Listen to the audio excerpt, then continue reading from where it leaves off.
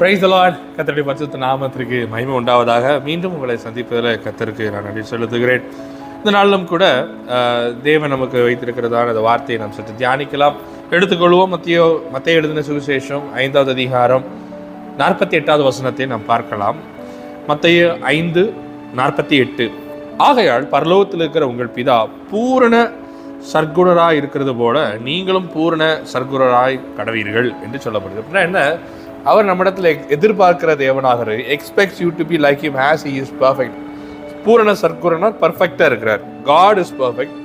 So to the perfect God expect you to be perfect. அதாவது பர்ஃபெக்டாக இருக்கிற தேவன், பூரணமாக இருக்கிற தேவன் உங்களையும், அதாவது தன் குமாரத்திகளையும் தன்னுடைய ஜனத்தையும் மனவாட்டியாகிய சபையையும் பூரணமாக இருக்க அவர் என்ன செய்யறார்? விரும்புகிறவராக இருக்கிறார். அப்போ இதை நான் புரிந்து கொள்வதற்கு, இதை நான் நிறைவேற்றுவதற்கு இன்னொரு காரியத்தை நாம் சற்று அறிந்து கொள்ள வேண்டும். அப்போ அவர் என்னை பூரணப்படுத்த வேண்டும் என்று சொன்னால் சில காரியங்களை நம்ம விட்டு அவர் நாம் அதை விளக்கும்படியாக, நம்மிடத்திலிருந்து அதை அகற்றும்படியாக அவர் எதிர்பார்க்கிறார் என்பதையும் உண்மையாக நம்ம எடுத்துக்கொள்ள வேண்டும். அப்போ தேவன் இடத்துல எதிர்பார்ப்பு இருக்கு. God expect something from me. கத்தர் இடத்துல ஏதோ ஒன்று எதிர்பார்க்கிறார். அப்போ அந்த எதிர்பார்ப்பை நான் பூர்த்தி செய்வதற்கு தேவன் எவையெல்லாம் என்னிடத்துல ஏற்றுக்கொண்டிருக்கிறார், எவையெல்லாம் கத்தர் என்னிடத்துல ஏற்றுக்கொள்ளவில்லை, நான் எதையெல்லாம் நான் நிராகரிக்க வேண்டும். காரணம், என் கத்தர் அதை நிராகரிக்கிறபடினாலே நானும் அது நிராகரிக்கிறது அவசியமாக இருக்கிறதை நாம் உணரும் பொழுதுதான் அவருடைய எதிர்பார்ப்பை நாம் பூர்த்தி செய்ய முடியும். முதலாவது, தேவனிடத்துல எதிர்பார்ப்பு எனக்கு இருக்கிறது என்பதை நாம் அறிந்திருக்க வேண்டும். God expect something from me என்கிறதான ஒரு சிந்தை நமக்கு உண்டாயிருக்க வேண்டும். அடுத்தது, அந்த எதிர்பார்ப்பு என்ன என்று நமக்கு தெரிந்திருக்கிற வேண்டும். அந்த எதிர்பார்ப்பு என்ன என்று தெரியும் பொழுது நான் இன்னும் என்ன செய்ய வேண்டியது இருக்கிறது, அந்த எதிர்பார்ப்புக்கு கத்தர் எதிர்பார்த்த காரியங்களுக்கு நான் என்னுடைய குவாலிட்டியில என்னெல்லாம் அவர் ஏற்றுக்கொண்டிருக்கிறார், இன்னும் எவையெல்லாம் அவர் ஏற்றுக்கொள்ளாமல் இருக்கிறார், எவையெல்லாம் அவர் நிராகரித்திருக்கிறார் என்பதை நாம் கவனிக்க வேண்டியது அவசியமாக இருக்கிறது. நான் சில உவமைகளுக்கு சில எடுத்துக்காட்டு மூலமாக வேதத்தை நாம் கடந்து போகலாம். இவைகளின் மூலமாக கத்தருடைய ஆவியானவர் நம்முடைய வாழ்க்கையில எவையெல்லாம் அவர் எதிர்பார்க்கிறார் என்றும், என்னென்ன காரியங்களும் நாம் விட வேண்டியது இருக்கிறது என்றும், எவைகளையெல்லாம் கத்தர் பார்வைக்கு அது அருமையா இருக்கிறது என்பதையும் இந்த எடுத்துக்காட்டின் மூலமாக நம்முடைய வாழ்க்கையில அதை ஒப்பிட்டு பார்க்கும் பொழுது நாம் கர்த்தர் நமக்கு வைத்திருக்கிற காரியங்களை புரிந்து கொள்ள முடியும்.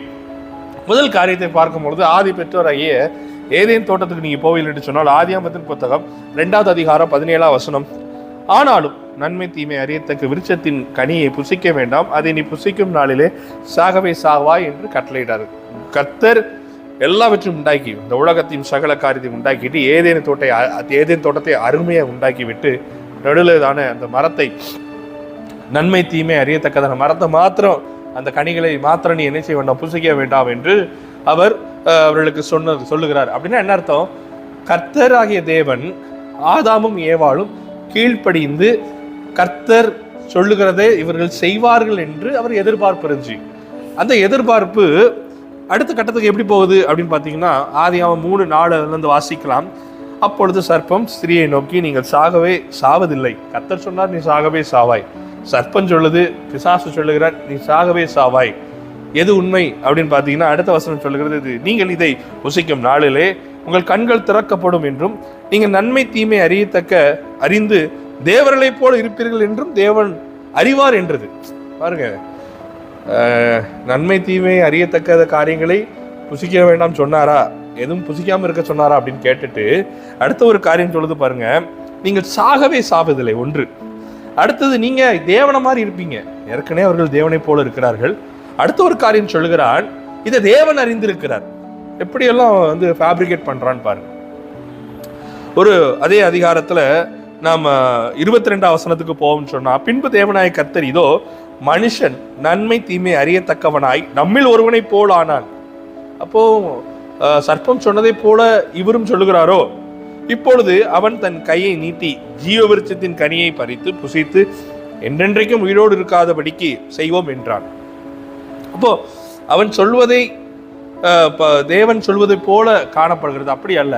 அவர் புசிக்கும் நாளிலே அவர்கள் ஆவியிலே அவர்களுடைய மரணத்தை என்ன செய்யறோம் பார்க்கிறோம். அவர்கள் மகிமையின் சரீரமாக மாத்திரமல்ல, அவர்கள் தேவனுக்கு ஒப்பாகவே அவர்கள் காணப்பட்டார்கள். வேதம் சொல்லுகிறது, கர்த்தர் அவர் சாயலாக உண்டாக்கினார்.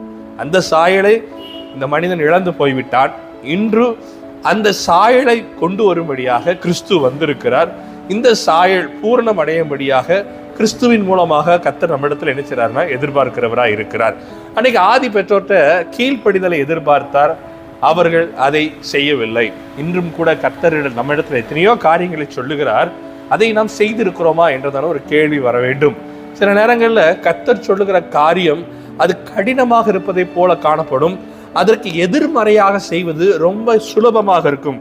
அந்த வசனம் சொல்லுகிறது 3:6, அப்பொழுது ஸ்திரீயானவள் அந்த விருட்சம் புசிப்புக்கு நல்லதும் பார்வைக்கு இன்பமானதும் புத்தியை தெளிவிக்கிறதும் இச்சிக்கப்படத்தக்க விருட்சமும் இருக்கிறது என்று கண்டு அதன் கனியை பறித்து புசித்து தன் புருஷனுக்கும் கொடுத்து அவனும் புசித்தான் என்று சொல்லப்படுகிறது. அது வரைக்கும் அந்த கனி அங்கதான் இருந்துச்சு.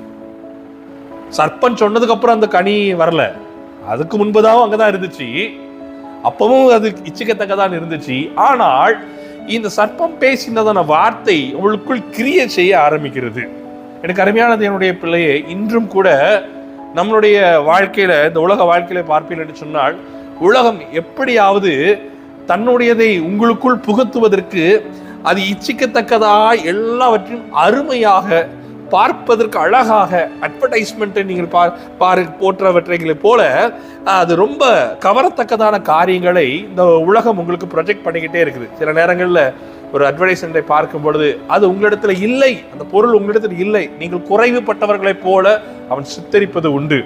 ஆல்வேஸ் இந்த அட்வர்டைஸ்மெண்ட் உலகம்தான் பெரிதான உலகமாய் இருக்கிறது. அதிகமாய் அங்கே ஒரு நிறுவனத்தை எடுத்துக்கொண்டீங்க அப்படின்னா தன்னுடைய பொருளை விற்பதற்கு அதிக செலவு, அதை உண்டாக்குவதற்கு போலவே அதற்காக அதிகமாக செலவு பண்ணுகிறார்கள். ஏன்? மக்களை வாங்க வைப்பதற்காக. அன்றும் பிசாசானவன் பாருங்க, வேதம் சொல்லுகிறது இந்த உலகத்தின் அதிபதி என்று அவனை குறித்து சொல்லப்படுகிறது. இயேசுவான அப்படித்தான் அழைக்கிறார். உலகத்தை ஜெயித்த கிறிஸ்து நமக்குள் இருக்கிறார். ஆனாலும் இந்த உலகத்தின் அதிபதியாக அவன் இந்த உலகத்தை அவன் ஆளுகை செய்கிறபடியினாலே இன்றும் அதே தந்திரத்தை எல்லாருக்கும் பயன்படுத்துகிறவனா இருக்கிறான். விசேஷமாக வேதம் சொல்லுகிறது தெரிந்து கொள்ளப்பட்டவர்களையும் வஞ்சிக்கிறவனா இருக்கிறான். போன் மூலமாக எப்படியாவது வீழ்த்த வேண்டும் என்று அவன் வகை தேடி சுற்றி கொண்டிருக்கிறான் என்று பேதுரு எழுதுகிறார். எனக்கு அருமையான தேவனுடைய பிள்ளையே, தேவன் ஆதாம் ஏவாள்கிட்ட ஒரு காரியத்தை எதிர்பார்த்தார், அவங்க செய்வாங்க என்று சொல்லி. ஆனால் முந்தின ஆதாம் அதை அவன் செய்யாமல் கீழ்ப்படியாமல் கர்த்தருக்கு விரோதமான காரியத்தை செய்தான். பிந்தின ஆதாமோ உங்களை என்னும் உயிர்ப்பிக்கிறவராய் இருக்கிறார். அல்லேலூயா. அடுத்த காரியத்தை பார்ப்போம் என்று சொன்னால், காயின் ஆபேல் 2 பேர் இருக்கிறார்கள். ஆதியாகமம் 4:4-5 பார்க்கலாம். ஆபேலும் தன் மந்தையின் தலையீற்றுகளில் அவைகளில் கொழுமையானவைகளில் சிலவற்றை கொண்டு வந்தார். ஆபேலும் அவன் காணிக்கையும் கர்த்தர் அங்கீகரித்தார், காயினையும் அவன் காணிக்கையும் அவர் அங்கீகரிக்கவில்லை. அப்பொழுது காயின் முகம் எரிச்சல் உண்டாகி அவன் முகநாடு வேறுபட்டது என்று பார்க்க. 2 சகோதரர்கள், ஒரே பெற்றோருக்கு சகோதரர்கள். யார் இவர்களுக்கு தேவனை பலி செலுத்த வேண்டும் என்று சொன்னார்கள்? சரி, ஒருவேளை பெற்றோர் சொல்லியிருக்கலாம். இல்லை என்றால் அவர்கள் தேவனோடு அவர்கள் கடந்து போகிறபடினாலே கர்த்தர் அவர்களுக்கு அந்த காரியங்களை அவருடைய இருதயங்களை அவர்களுக்கு என்ன தோன்றுகிறது. 2 பேருமே காரியங்களை செய்கிறார்கள்.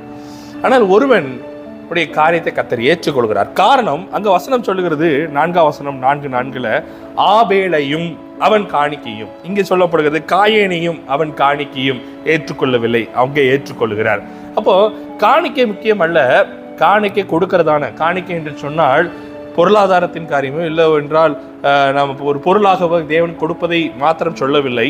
புதிய ஏற்பாடு சத்தியத்துக்கு நீங்கள் வருவீர்கள் என்று சொன்னால் கர்த்தர் உங்களையே காணிக்கையாக எதிர்பார்க்கிறார் அல்லவா? உங்களை தானே அவர் தேவன் எதிர்பார்க்கிறார். அங்கே அதனாலதான் அங்கே அழகாக சொல்லுங்க, பழைய ஏற்பாட்டிலே சொல்லப்பட்டிருக்கு காயனையும் அவன் காணிக்கையும் அவர் அங்கீகரிக்கவில்லை, ஆபேலையும் அவன் காணிக்கையும் கர்த்தர் அங்கீகரித்தார். இந்த நாளிலும் அவர்கள் தேவனை அறிந்தவர்களாக இருந்தார்கள். விசேஷமா ஆபேல் தேவனுக்கு எது பிடிக்கும் என்பதை அவன் அறிந்தவனாயிருந்தான். தேவன் ஆதாமுக்கு சொன்னாலும் அவன் செய்ய முடியவில்லை. ஆனால் இங்கே பார்க்கிறோம், தேவன் அவனுக்கு அதை சொன்னதை போல காணப்படவில்லை. ஆனால் தேவனுக்கு பிரியமானதை அவன் செய்கிறவனாய் இருக்கிறான். இந்த ஆபேலை போன்றதான கர்த்தர் இன்று இந்த நாட்களிலே சபையை கர்த்தர் எதிர்பார்க்கிறார். தேவனுடைய இருதயத்தை அறிந்து செயல்படுகிறவர்கள் உண்டோ என்று அவர் எதிர்பார்த்து இருக்கிறார். ஒரு மனிதனை அன்று கண்டார், அவன் பேர் தாவீது. அதுக்கு முன்பதாக ஒரு ராஜா, முதல் ராஜா இஸ்ரவேல் ராஜா 1 சாமுவேல் 15:26 சொல்கிறது, சாமுவேல் சவுலை பார்த்து, நான் உம்மோடு கூட திரும்பி வருவதில்லை, கர்த்தருடைய வார்த்தை புறக்கணித்தீர், நீர் இஸ்ரவேலின் மேல் ராஜாவா இராதபடிக்கு கர்த்தர் உம்மையும் புறக்கணித்து தள்ளினார் என்றார். முதல்ல பார்த்தோம் ஆதாம் டோட்டலா ரிஜெக்ட் பண்ணிட்டான். ஆனா இந்த சவுல் ராஜா பாத்தீங்கன்னா ஆண்டவர் சொன்னதான் செஞ்சான். ஆண்டவர் சொன்னாரு, இஸ்ரவேல் ஜனங்களுக்கு அமலேக்கியர்கள் சில காரியங்கள் விரோதமாக செய்தார்கள், அது இருதயத்தில் இருக்கிறது. இப்பொழுது நீ போய் என் சார்பாக அதையெல்லாம் என்ன செய், மடங்கடி முறியடி என்று சொன்னார். அவன் செய்தான். கர்த்தர் சொன்னபடி செய்யவில்லை, கர்த்தர் சொன்னதை செய்தான். இன்னைக்கும் சபைகள் இல்லை என்றால் நாம் கிறிஸ்தவர்களாகிய நாம் கர்த்தர் சொல்லுகிறதை செய்கிறோம், அவர் வசனம் சொல்லுகிறதை செய்கிறோம். ஆனா சொன்னபடி செய்கிறோமா? சொன்னபடியான காரியங்களை முழுமையாய் செய்கிறோமா? பாதி செய்வதல்ல, கர்த்தர் சொல்லுவதை முழுமையாய் செய்கிறவனே கிறிஸ்தவனாக இருக்கிறான். பரிசுத்த ஆவியானவர் உங்களை ஆளுகை செய்வார் என்று சொன்னால் கணுக்கால் முழங்கால் இடுப்பால் அவன் நீச்சலாலும் மூலகத்தக்கத்தான ஒரு கிருபையை கர்த்தர் நமக்கு தருவாராக. இங்கே பார்க்கிறோம், இந்த சவுல் ராஜா தேவனிடத்துல போய் என்னை ராஜாவாகும் என்று கேட்கவில்லை. கர்த்தர் தான் இவனை தேடினார், கர்த்தர் தான் இவனை ஏற்படுத்தினார். கர்த்தர் கூடும்போது கூட சொல்றான், என்னுடைய கோத்திரம் ரொம்ப சின்ன கோத்திரம், அதுலயும் என் குடும்பம் ரொம்ப ரொம்ப சின்னது. அப்படியெல்லாம் சொன்னதான சவுல் ராஜா தான் முதல்ல அவர் சொன்னதெல்லாம் செஞ்சான். ஆனால் காலம் போகும் பொழுது நேர்த்தியானதெல்லாம் அவனுக்கு வைத்து கொண்டான். கர்த்தர் சொல்றபடி நம்ம செய்வதற்கு சில நேரம் நமக்கு முடியாமல் போவதற்கு காரணம் என்ன? இந்த உலகம் இன்பம், உலக ஆஸ்தி, உலகத்தின் லௌகீகத்தின் காரியங்கள் நம்மை பற்றி கொள்கிறபடினாலே தேவனுக்காக முழுமையாய் செய்ய முடியாமல் போகிறது. கிறிஸ்தவ வாழ்க்கையில கிறிஸ்தவ வாழ்க்கை என்பது இனி நான் அல்ல, என்னில் கிறிஸ்துவே வாழ்கிறார் என்கிறதான் அனுபவமே. அப்படின்னா என்ன? முழுமையாய் God doesn't want a half, God want a full thing from you. That is yourself, your soul, your heart, your mind and your time. தேவன் உங்களை, உங்கள் நேரத்தையும் உங்கள் சிந்தையும் உங்களுடைய இருதயத்தையுமே கர்த்தர் எதிர்பார்க்கிறார். உங்களோடு கூட வாசம் பண்ணவர் விரும்புகிறவராய் இருக்கிறார். சவுல் ராஜாவுக்கு அதை தான் எதிர்பார்த்தாரு. அவன் செய்தான், கர்த்தர் சொன்னபடி செய்யவில்லை, முழுமையாய் செய்யவில்லை. இன்னைக்கு நாமும் அப்படிதான் இருக்கிறோமோ? கர்த்தர் சொல்றபடி நாங்கள் செய்யறோம், வேதத்தை வாசிக்கும், ஜெபிக்கும். ஆனால் அவர் எதிர்பார்க்கிற மாதிரி, அவர் சொன்னபடி, அவர் சொன்ன காரியங்கள் படி நாம் செய்கிறோமா என்று சற்று ஆராய்ந்து பார்ப்போம். அடுத்தபடியான ஒரு காரியத்தை பார்க்கும் பொழுது இதற்கு ஆப்போசிட்டாக அவருடைய இருதயத்துக்கு ஏற்றதான ஒரு மனிதனை நமக்கு எல்லாருக்கும் தெரியும். தாவீது ராஜாவை பார்க்கும் பொழுது 16வது அதிகாரம் 1 சாமுவேல் 16வது அதிகாரம் 1ஆம் வசனம் இப்படியா சொல்லுகிறது, கர்த்தர் சாமுவேலை நோக்கி, இஸ்ரவேல் மேல் ராஜாவை இராதபடி நான் புறக்கணித்து தள்ளின சவுலுக்காக நீ எந்த மட்டும் துக்கித்துக் கொண்டிருப்பாய்? நீ உன் கொம்பை தைலத்தால் நிரப்பிக் கொண்டு வா, பெத்லகேமனாகிய ஈசாயினுடைய இடத்தில் உன்னை அனுப்புவேன், அவன் குமாரரில் ஒருவனை நான் ராஜாவாக தெரிந்து கொண்டேன் என்றார். எனக்கு அருமையான தேவனுடைய பிள்ளையே, கர்த்தர் இவனை புறக்கணித்தாரு, ஒருவனை ஏற்படுத்துகிறார். அவன் எப்படிப்பட்டவனா இருக்கிறான் என்று அப்போஸ்தலர் நடவடிக்கைகள் சொல்கிறது 13:22. பின்பு அவர் அவனை தள்ளி தாவீதை அவர்களுக்கு ராஜாவாக ஏற்படுத்தி, ஈசாயின் குமாரனாகிய தாவீதை என் இருதயத்துக்கு ஏற்றவனாய் கண்டேன், எனக்கு சுத்தமானவைகள் எல்லாம் அவன் செய்வான் என்று அவனை குறித்து சாட்சியும் கொடுத்தார். சித்தமானவைகள் எல்லாம். சவுல் சித்தமானவை செய்தான், எல்லாம் செய்யவில்லை. தாவீது அப்படி அல்ல, கர்த்தர் சொன்ன மாதிரி செய்கிற காரியம். ஒரு இடத்துல சில குறைகள் இருந்தாலும் கர்த்தர் சொல்லுகிறதுக்கு அப்படியே கீழ்ப்படியும். நான் கர்த்தரை அடித்தாலும் அவர் கையில நான் விழுகிறேன். கர்த்தர் என்று கிடப்பான். கர்த்தர் அபிஷேகம் பண்ணி நான் மனிதன் என்று சொல்லுவான். கர்த்தரையே முன்பாக வைப்பான். கர்த்தரே என் மேய்ப்பர் என்று சொல்லுவான். ராஜாவாக இருந்தாலும் தேவனுடைய பெட்டி வருகிறதுக்காக அவன் தன்னை மறந்து ஆடுகிறவனாய் இருப்பான். அவனுக்கு தேவை ராஜ்ய மேன்மை அல்ல, என் ராஜா தேவாதி தேவனே. சவுலுக்கு அப்படி அல்ல. அவனுக்குள்ள அந்த நடுக்கம் மாறிடுச்சு. கர்த்தருக்கு கொடுக்க வேண்டிய ரெவரன்ஸ் இல்லை. போனோம் வந்தோம். சில நேரங்கள் நாமும் சபைக்கு போகிறோம், ஆலயங்களுக்கு போகிறோம் வருகிறோம். நோ, 2 பேர் 3 பேர் நாமத்துல கூடும் பொழுது நான் அங்கே இருப்பேன் என்று கர்த்தர் சொல்லுகிறார். இப்ப கர்த்தரின் மத்தியில் இருக்கிறார். with all reverence, கர்த்தருக்கென்று அவரை ஆராதிக்கும் பொழுது, ஆவியுடன் உண்மையுடன் ஆராதிக்கும் பொழுது மிகுந்த பயபக்தியோடு ஆராதிக்கிறது அவசியமாக இருக்கிறது. அடுத்தது, அவரை ஆராதிக்கிறது மாத்திரமல்ல, கர்த்தர் அங்கே நம்முடைய வார்த்தையை சொல்லும் பொழுது, வேதத்தின் மூலமாக நம்மோடு கூட பேசும் பொழுது, சொப்பனத்தின் மூலமாய் பேசும் பொழுது, பிரசங்க மூலமாய் பேசும் பொழுது, தீர்க்கதரிசனம் மூலமாய் பேசும் பொழுது அதை அப்படியே செய்வது அவசியமாக இருக்கிறது. எனக்கு அருமையான தேவனுடைய பிள்ளையே, தாவீதை போல நாமும் ஒரு இருதயத்துக்கு ஏற்றவனாய் இருக்க வேண்டும் என்று சொன்னான். நாமும் அவருக்கு எதிர்பார்ப்பான காரியங்களை நாம் செய்வோமாக. அடுத்த ஒரு முக்கியமான ஒரு நபரை பார்த்து முடிக்கலாம். யோபு என்கிறதான மனிதன் கிழக்கத்திய புத்திரர்ல மிகவும் மேன்மையானவன்.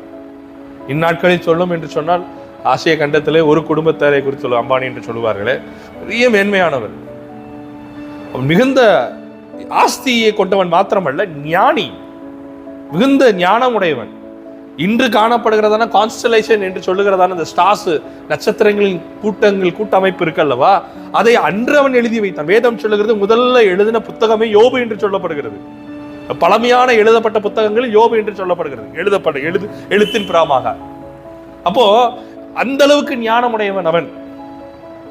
ஞானம் அவனிடத்துல காணப்படுகிறது. சம் ஸ்காலர் சேஸ் இந்த பிரமிட் போன்ற காரியங்களை இவனிடத்துல கேட்டிருக்கலாம் என்று சொல்லுகிறார்கள். வாட் எவர் இட் இஸ், வேதம் சொல்லுகிறதை நாம் எடுத்துக்கொள்வோம்.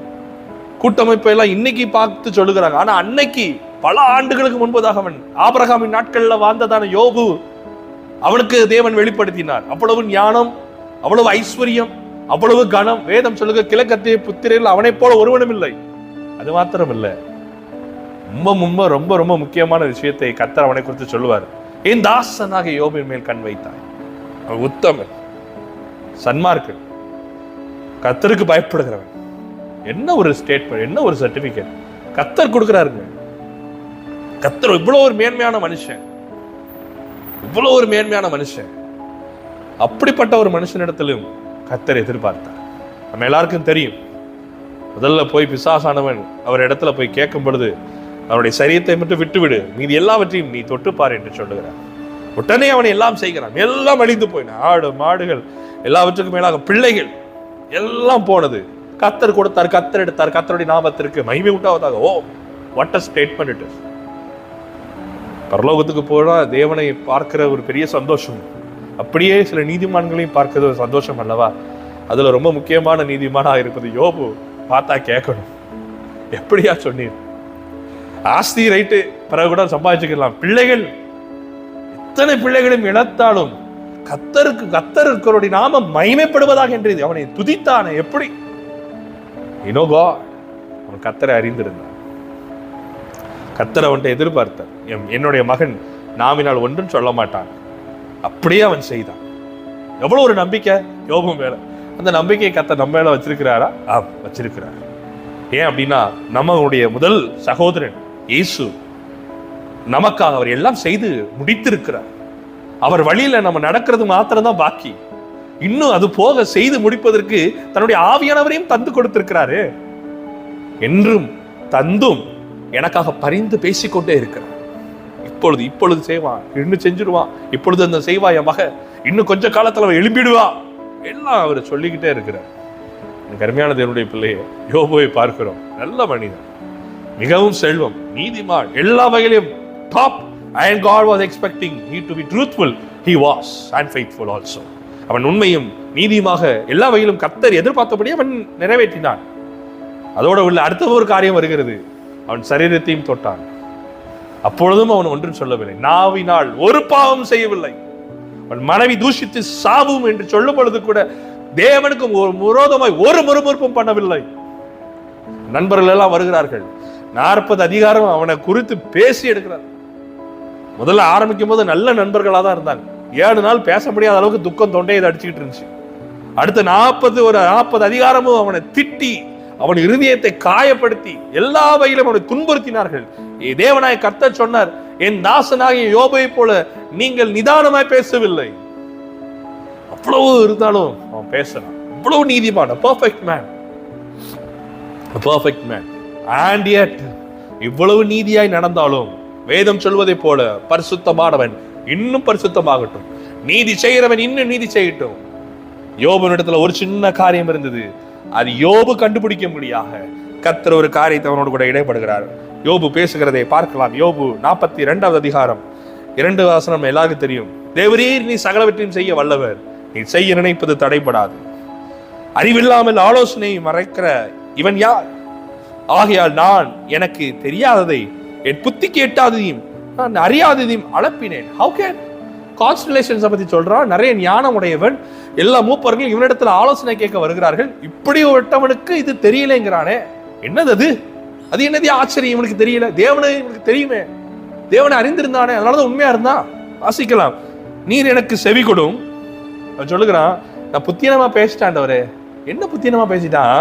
நீர் எனக்கு செவி கொடும், அப்பொழுது நான் பேசுவேன். He said, I will speak to you, God, as if God has did some wrong. ஏதோ ஆண்டவர் ஏதோ ஒரு தப்பு பண்ணிட்டார் போல இவன் பேசுகிறான். நான் உம்மை கேள்வி கேட்பேன், நீர் எனக்கு உத்தரவு சொல்லும். அது அது ஒரு சின்ன காரியம் தான், ஒரு சின்ன கரை தான். அது அவனுக்குள்ள இருந்தது அவனுக்கு தெரியல. இப்பொழுது கர்த்தர் அவனுக்கு வெளிப்படுத்துகிறார்.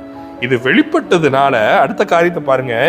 என் காதினால் உம்மை குறித்து கேள்விப்பட்டேன், இப்பொழுது என் கண் உம்மை காண்கிறது. இதுவரைக்கும் நான் செவியால கேட்டப்பட்டேன், இப்பொழுது அந்த மகிமையின் தேவனை பார்க்கும் பொழுது, அந்த பிரசனத்தை அவன் உணரும் பொழுது தன்னை மறக்கிறவனாய் காணப்பட்டான், தன்னிலை மறந்தவனாய் காணப்படுகிறான். Now he know though he was righteous, அவன் நீதிமானாய் இருந்தும் தேவனுடைய பிரசனத்துக்கு முன்பதாக நிற்கும் பொழுது அவன் இன்னும் நீதியாக வேண்டும் என்பது அவனுக்கு தெரிய வருகிறது. அதனாலதான் சொல்லுகிறான், ஆகையால் நான் என்னை அருவருத்து தூளிலும் சாம்பிலும் இருந்து மனஸ்தாபப்படுகிறேன். என்னையா மனஸ்தாபப்படுறதுக்கு இருக்கு? ஆண்டவா சொன்னான்ல, நான் கேள்வி கேட்பாண்டவரே. ஐயா தெரியாம சொல்லிட்டேன், உம்மிடத்துல கேள்விக்கு ஒன்றும் இல்லப்பா, நீ சகலவற்றையும் செய்ய வல்லவர், நீ செய்ய நினைக்கிறது தடைபடாது, நீ எதை சென்றாலும் சரியாகவே செய்வீர், உம்மிடத்தில் அநீதி இல்லை, உம்மிடத்துல நீதி மாத்திரமே உண்டு. இவ்வளவு ஞானம் இருந்தும் நான் இது தெரியாம போயிட்டேன். தேவன் சொல்லுகிறான் நீதிமான் தான். கர்த்தர் ஹோல் பிக்சர் தான் பார்க்கறார். எப்பொழுதுமே உங்க குறையை பார்க்கறது இல்லை, நிறைவை பார்க்கிற கர்த்தர். ஆனாலும் இந்த குறைவை மாற்ற அவர் துடிக்கிறவராய் இருக்கிறார். இன்றும் உங்களோட பேசுகிறார். He expects something from you. உங்களுடைய குறைகளை மாற்ற தேவன் விரும்புகிறார். விட்டு கொடுப்பீர்களா? யோபுவின் அனுபவம் உங்களுக்கு வேண்டுமா? தேவனிடத்துல போய் கேளுங்க. கேட்ட உடனே வருவதில்லை, உபவாசம் மீறி தேவ சமூகத்துல கடை கர்த்தாவே என்னோடு கூட பேசும், நிர்பந்தமான மனுஷன் நான், தேவனுடைய சமூகத்தில் கதறுவீர்களாக, உங்களோடு கூட கர்த்தர் பேசுவார். ஆதி அன்பை விட்டோம் என்று சொன்னார். தேவ சமூகத்தில் கேளுங்க, ஆண்டவரே கேளுங்க. வருடத்தின் கடைசியில் இருக்கிறோம், கர்த்தர் உங்களோடு கூட பேசிக் கொண்டிருக்கிறார். யோபு இப்படி பேசுவான் என்று சொன்னார். உத்தமனாய் நீதிமானாய் கர்த்தருக்கு பயப்படுற மனுஷனாய் கர்த்தருக்கு மாத்திரமே பயந்ததான யோபு இப்படி சொல்லுவான் என்று சொன்னார். நான் எம்மாத்திரம்? நல்ல செய்தி, கிறிஸ்து நமக்கு கொடுக்கப்பட்டிருக்கிறார். எனக்காக பரிந்து பேசுகிறவர், என் சார்பாய் பேசுகிறவர், என் சார்பாய் செயல்படுகிறவர், என் பாவங்களை மன்னிக்கிறவர், என் நோய்களை மன்னிக்கிறவர், என்னுடைய பலவீனங்களிலிருந்து என்னை தூக்கி விடுகிறவர். யோபுவை விட நான் விசேஷித்தமானவன். காரணம், அவர் குமாரனை எனக்கு கொடுத்திருக்கிறார். யோபு சொல்ல முடியும் என்றால் நானும் சொல்ல வேண்டும். அல்லேலூயா. இதுதான் கர்த்தர் கேட்கிறார். நான் என்னை அருவருத்து தூளிலும் சாம்பலிலும் இருந்து மனஸ்தாபப்படுகிறேன். The more you light you receive into the room, the darkness will be gone. அது இருள் மாறி போகும், வெளிச்சம் வர வர நீதியின் சூரியனாக இயேசு உங்களில் அதிகமாய் தோன்றதானே உங்களில் இருக்கிறதான காரியங்களை கர்த்தர் வெளிப்படுத்துவார். நாம் நினைக்கலாம் நான் நீதிமானா இருக்கிறேன், என்னிடத்துல பாவம் இல்லை. No my brother and sister, there will be some sin will be hidden, even you might have not know. உங்களுக்கு கூட அது தெரியாம இருந்திருக்கலாம், தெரிந்தும் மழுங்கடிக்கப்பட்டு கூட காணப்படலாம். ஆனா கர்த்தர் உங்களோட பேசுகிறார். கர்த்தருக்கு விட்டு கொடுப்பீங்களா? உங்களை கொண்டு கர்த்தர் பெரிய காரியங்களை செய்ய விரும்புகிறார். தேசு கொடுக்கப்படாத நாட்களில் யோபை கொண்டு அவருடைய நாம மையப்படும் என்று சொன்னால், கிறிஸ்துவின் ஆவியானவர் உங்களுக்குள் இருக்கிறபடியினாலே உங்களை கொண்டு இன்னும் இன்னும் இன்னும் அதிகமான கர்த்தருக்கு மகிமை உண்டான காரியங்களை வைத்திருக்கிறார். நீங்கள் பிறக்குவதற்கு முன்பதாக உங்களுக்கு ஒரு அழைப்பு உண்டு, ஒரு தரிசனம் உண்டு. அதை நிறைவேற்றும்படியாக கர்த்தர் உங்களை அழைத்து வைத்திருக்கிறார். எனக்கு அருமையான தேவனுடைய பிள்ளை, வேதம் சொல்லுது, வாசிக்கலாம். 7ஆம் வசனம். கர்த்தர் இந்த வார்த்தைகளை யோபோடு பேசின. கர்த்தர் தேமானியானின் எலிசாவை நோக்கி, உன்மேல் உன் 2 சிநேகிதர் மேலும் எனக்கு கோபம் கொள்கிறது. என் தாசனாக யோபு பேசினதை போல நீங்கள் என்னை குறித்து நிதானமாய் பேசவில்லை. அவர்கள் பலியிட்டார்கள். 10ஆம் வசனம் சொல்லுகிறது, 9ஆம் வசனம் சொல்லுகிறது, அப்பொழுது தேமானியானின் எலிப்பாசும் சுகியானான பில்தாத்தும் நாகமாத்தியான சோப்பாரும் போய் கர்த்தர் தங்களுக்கு சொன்னபடியே செய்தார்கள். அப்பொழுது கர்த்தர் யோபுவின் முகத்தை பார்த்தார். அவங்க எல்லாம் செய்யறாங்க, கர்த்தர்படி எல்லாம் செய்யறாங்க, அவங்க பலி செலுத்துறாங்க. மேல வசனத்துல பாத்தீங்கன்னா எல்லாம் பலி செலுத்துவாங்க. 7 காளைகள் 7 ஆட்டுக்கடை எல்லாம் செய்யறாங்க. ஆனா யார் முகத்தை பார்க்கிறாரு? யோபுவின் முகத்தை பார்க்கிறார். தன்னுடைய பிள்ளையின் முகத்தை பார்க்கிறார். உங்கள் நிமித்தமா மற்றவர்களையும் ஆசீர்வதிக்கிற கர்த்தருங்க, உங்கள் முகத்தை பார்க்கிறாருங்க. யோபு தன் சிநேகிதற்காய் வேண்டுதல் செய்த போது கர்த்தர் அவன் சிறையிருப்பை மாற்றினார். யோபுக்கு முன்னிருந்த எல்லாவற்றையும் பார்க்கலாம் இரட்டத்தனையாய் கர்த்தர் அவனுக்கு தந்தருளினார். அவன் தன் நிலையை உணர்ந்தான், பாவத்தை அறிக்கை செய்தான், கர்த்தர் இடத்துல சரண்டர் ஆனா. கர்த்தர் சொன்னபடியே தனக்கு தீமை விளைவித்த, தீமையாய் பேசின, இருதயத்தை காயப்படுத்தின, உருவ குத்தின வார்த்தைகளை கொண்டு உருவ குத்தின தன் சிநேகிதர்களுக்காய் அவன் ஜெபித்தான். கர்த்தர் சொன்னபடியே, எதிர்பார்த்தபடியே கர்த்தர் அவனை ஆசீர்வதித்தார். நீங்க கர்த்தருடைய எதிர்பார்ப்பை செய்யுங்க, உங்கள் எதிர்பார்ப்பை அவர் பார்த்துக் கொள்வார். வேதம் அப்படிதான் சொல்லுகிறது. முதலாவது தேவனுடைய ராஜ்யத்தை நீதி தேடு, எல்லாம் உனக்கு கூட கொடுக்கப்படும். இங்க ராஜ்யத்தை தேட ஆரம்பிச்சிட்டீங்கன்னா கொலோசியர் 3:1 சொன்னதை போல கீழானவை அல்ல மேலானவை நீங்க தேட தேட இவையெல்லாம் மறந்துவிடும். அது உங்களை தேடி வரும். உங்களுக்கு அது மேல் பெரிய நாட்டமே வராது. உங்கள் நாட்டமும் ஏக்கமும் பாசமும் எதிர்பார்ப்பும் எல்லாம் இயேசுவாக தேவனாக மாறுகிறார். உங்களை கொண்டு பெரிய காரியங்களை செய்வாராக. கர்த்தருக்கு விட்டுக் கொடுங்கள். ஒன்று காரியம் நீங்கள் புரிந்து கொள்ளுங்க, கர்த்தர் உங்கள்கிட்ட எதிர்பார்க்கிறார். அதை நீங்கள் செய்வதற்கு நீங்கள் முதலாவது சில காரியங்களை விட வேண்டியது இருக்கு, சில காரியங்களை ஏற்றுக்கொள்ளுகிறார் என்பதை நீங்கள் அறிந்து கொள்ள வேண்டியது இருக்கு. அப்பொழுது தேவன் வைத்திருக்கிற எதிர்பார்ப்பை நீங்கள் நிறைவேற்ற முடியும். கர்த்தர் உங்களுடைய எதிர்பார்ப்பையும் அவர் பார்க்கிறார். எல்லாவற்றுக்கும் மேலாக கர்த்தருடைய எதிர்பார்ப்பு உங்கள் மேல் இருக்கிறது என்பதை நீங்கள் அறிந்து விட்டுக் கொடுங்கள். அவர் சில காரியங்களை ஏற்றுக்கொள்ளும். உங்களிடத்துல சில நல்ல விஷயங்களும் உண்டு. ஏழைகளுக்கு நீங்கள் உதவி செய்வர்களா இருக்கலாம், நல்ல ஜெபிக்கிறவர்களா இருக்கலாம், உபாசிக்கிறவர்களா இருக்கலாம், தேவனுக்கென்று செய்ய வேண்டிய கொடுக்க வேண்டிய காரியங்களாம் செய்யவர்களா இருக்கலாம். ஆனால் அவையெல்லாம் ஏற்றுக்கொண்டாலும் சில காரியங்களை அவர் நிராகரிக்கிறார். வெளிப்படுத்துற விசேஷம் 2வது அதிகாரம் 3வது அதிகாரத்துல பார்த்தீங்கன்னா 7 சபைகளுக்கும் எல்லா காரியங்களும் சில காரியங்களை அவர் ஏற்றுக்கொள்கிறார், சில காரியங்களை அவர் வெறுக்கிறார், சில காரியங்களை எதிர்பார்க்கிறார். அப்படியே இன்றும் உங்களிடத்திலும் எதிர்பார்க்கிறார். விட வேண்டிய விட்டு விடுங்கள், ஏற்றுக்கொண்டது நிமித்தம் சந்தோஷப்படுங்கள். அவர் வைத்திருக்கிறதான எதிர்பார்ப்பை நீங்கள் பூர்த்தி செய்ய பரிசுத்த ஆவியானவர் உங்களுக்கு துணை செய்வாராக. இயேசு நாமத்தில் பிதாவே, ஆமென். May the Lord bless you.